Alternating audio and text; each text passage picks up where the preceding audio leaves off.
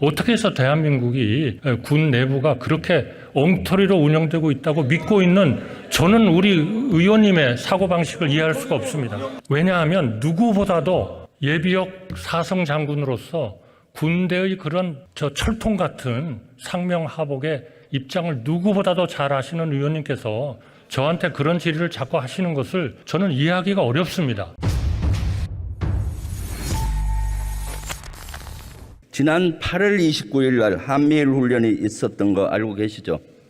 네, 알고 있습니다. 네, 우리 해군 이지스 구축함과 일본 자위대 이지스 구축함 하구로함이 참가했죠. 네, 뭐 정확한 이름은 모릅니다만 같이 이제 연합훈련을 한 것으로 알고 있습니다. 네, 8월 29일은 무슨 날인가요? 뭐 아마 우리 경술 국치일이겠죠. 네, 경술 국치일이 어떤 날입니까? 글쎄요, 우리나라로서는 좀 부끄러운 날이죠. 네, 우리가 일본의 나라를 뺏긴 치욕절인 날입니다. 우리가 이 날은 잊을 수도 없고 잊어서는 안 되는 날입니다. 그렇죠? 글쎄요, 우리나라의 힘이 약해서 그런 일들이 벌어졌다고 생각하면 우리의 그런데 자각 능력과 국방 능력을 확충하기 위한 그러한 훈련과 또 우리의 무기 체계의 정비 이런 것들은 열심히 해야 하는 것을 각오해야 하는 또 하루이기도 된다고 생각합니다. 경술국치일에 우리 힘을 키우는 데는 동의합니다. 독도 수호훈련은 못할 망정 어떻게 일본 자위대 함과 같이 연합훈련을 할 수 있습니까? 이거 타당하다고 생각하십니까? 저는 최근의 국제적 분쟁과 우리 북중러 군사협력 강화 이런 문제에 대해서는 군에 계셨던 우리 의원님께서 누구보다도 그 절실성과 위협에 대한 위험성을 잘 알고 계실 겁니다. 정말 하루도 낭비하지 말고 우리나라도 국제적 차원의 군사 협력 필요성을 계속 인식하고 힘을 길러가야 된다 이렇게 생각합니다. 물론 우리가 일본과의 관계라든지 독도에 대한 국민들의 감정을 이해합니다. 그러나 그렇다고 해서 우리의 절실한 안보에 대한 대비를 그렇게 우리 과거사에 얽매여서 그렇게 해서는 안 된다. 저는 그렇게 생각합니다. 총리님 이것만이 아닙니다. 지난 2월 22일 날 또 한미일 훈련을 했어요. 동해에서 일본과 우리 해군이.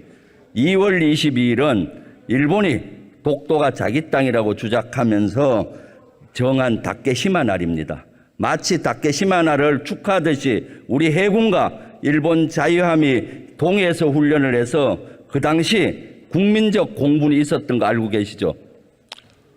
의원님께서 독도를 일본의 영토라고 추호도 생각하지 않는 것과 마찬가지로 우리 국민 5,200만 모든 국민과 전 국회의원님과 모든 국무위원들은 독도를 일본의 땅이라고 생각하지 않습니다.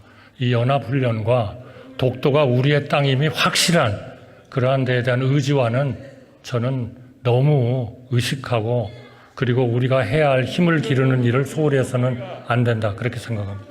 원래 일본과 2번 훈련했, 3번 훈련했는데 2번이 이런 역사적인 날입니다. 역사적 배경과 특정적인 이런 일을 알고서 한 겁니까? 모르고 한 겁니까? 도대체? 저는 군사훈련이라는 거를 누구보다도 예비역 육군 대장까지 지내셨던 의원님께서 잘 아시리라고 생각합니다.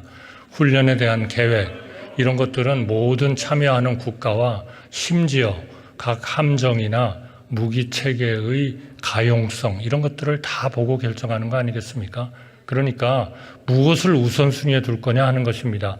우리 과거에 아팠던 과거를 우선순위에 둘 것이냐, 우리의 안보, 우리의 자각력, 우리의 국방력의 향상 이것을 우위에 둘 것이냐 하는 것은 의원님께서 누구보다도 더 잘 아시리라고 생각합니다. 왜 해필 그날 합니까? 본 의원이 군사력 강화를 반대하는 거 아니잖아요.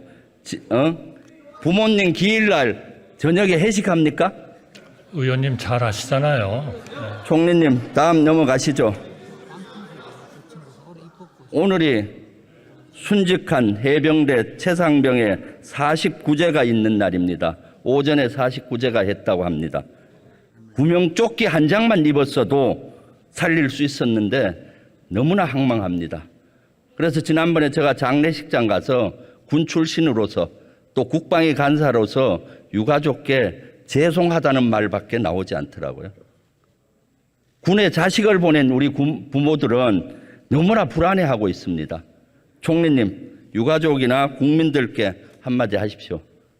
물론 우리 의원님께서도 그 장례식장 내지는 그 조문을 하셨으리라고 저도 생각합니다만 저도 그 조문을 표하기 위해서 갔었습니다. 그리고 대통령께서는 이 최상병에 대한 그러한 국가에 대한 공헌과 그리고 우리 국가로서 모든 최선의 예우를 다 해야 한다. 이렇게 담화문과 유사한 그러한 입장을 밝히셨습니다. 그리고 해병대 모든 분들 그리고 우리 국방부 장관을 비롯해서 모든 분들이 다 가서 조문을 하고 우리 최상병의 그 국가를 위한 그러한 그 사망에 대해서 다 애도하고 가슴 아프게 생각을 했습니다. 저도 물론 그렇게 생각하고 있습니다. 네, 최상병 순직 사건을 진실을 밝히는 수사가 철두철미하게 했어야 되는데 이것이 또 국민의 명령이기도 하죠. 그런데 갑자기 이것이 집단 항명 사건으로 둔갑해 버렸습니다.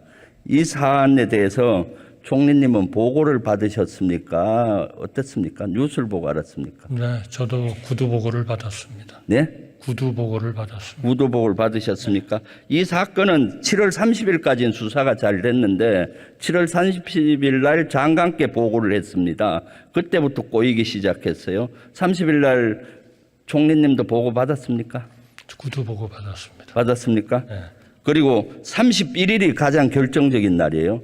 대통령실에 수석 비서관 회의를 대통령이 주관했고 이때 박대령의 증언에 의하면은 대통령이 노발대발하고 장관께 전화했다. 이런 사항도 공유를 받으셨죠?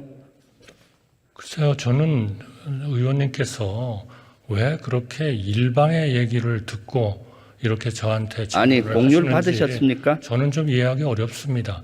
우리 군의 체계라는 것은 의원님께서 누구보다도 잘 아시지 않습니까? 상명하복의 엄격한 기틀 위에서 국가의 안보를 지키고 또 우리 군인들의 생명을 지키는 그러한 엄격한 군 아닙니까? 그것이 국방부 장관이 그러한 권한이 없는데도 불구하고 어떠한 그 권한을 행사했다 그러면 그건 큰 문제죠. 그러나 지금 예결위서부터 시작해가지고 며칠 동안 우리가 분명히 아는 것은 국방부 장관의 권한 내에서의 그러한 적법한 권한의 행사였다 하는 것은 아마 다 동의하실 겁니다. 그런데 왜 그런데도 불구하고 지금도 그게 아니다. 저는 정말 이해하기 어렵습니다. 그것은 장관 총리님의 그 법의식 수준이 얼마나 낮은지를 보여주는 겁니다. 저는 그렇게 생각하지 않습니다. 군사경찰법 징부법 제7조에 의하면은 군사경찰을 지휘하는 부대장은 수사의 공정성을 기하기 위해서 독립성을 보장해야 한다라고 되어 있습니다. 지금 총리님 말씀이 법을 위배하는 소지가 있는 것이고요. 그래서 이날 가장 키가 31일에서 2일까지 국방부에서 전방위 압박을 가했는데 이거 알고 계시죠? 저는 일방적인 주장만 듣고 있습니다. 이제 그래서 조치를 어떻게 문제에 하셨나요? 대한 수사는 합법적으로 그 사건을 수사하게 되어 있는 경찰에 이첩이 되어 있습니다. 이제 경찰이 명실상부한 하나의 수사기관으로서 수사를 하면 될 일입니다. 거기에 따라서 책임져야 할 사람은 책임지고 처벌받아야 할 사람은 처벌받으면 되는 일입니다. 왜 일방적인 얘기를 들어가시면서 국방부 장관이 적법하지 않은 권한을 행사했다? 아니, 보도 자료를 보고한 것에 대해서 그 다음날 수정 지시를 하는 것이 그렇게 잘못된 건가요? 저는 그렇게 생각하지 않습니다. 왜냐하면 누구보다도 예비역 사성 장군으로서 군대의 그런 철통 같은 상명하복의 입장을 누구보다도 잘 아시는 의원님께서 저한테 그런 질의를 자꾸 하시는 것을 저는 이해하기가 어렵습니다. 총리님, 짧게 핵심만 얘기해 주세요. 8월 장관 총리님이 보고를 받고 장관에게 전화나 이와 관련한 것 한 적 있습니까?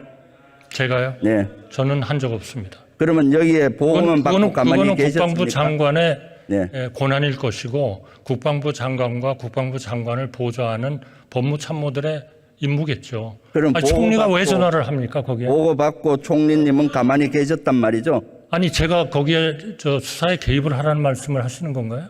수사에 개입하라는 얘기가 아니라 보고를 받고 지금처럼 장관이 지시한 게 합법적이라고 얘기하셨잖아요.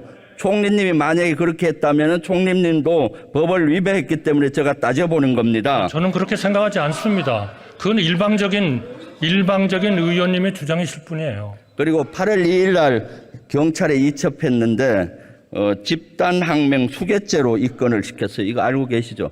알고 보고 받았습니까 당일 날?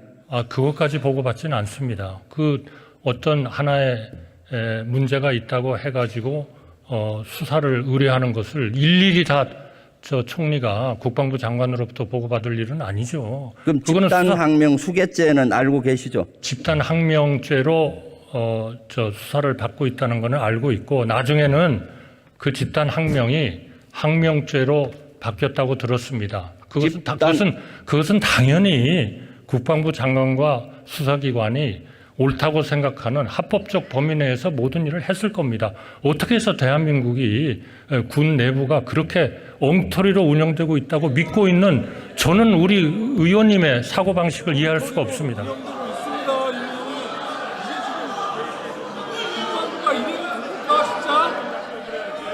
조용히 하세요.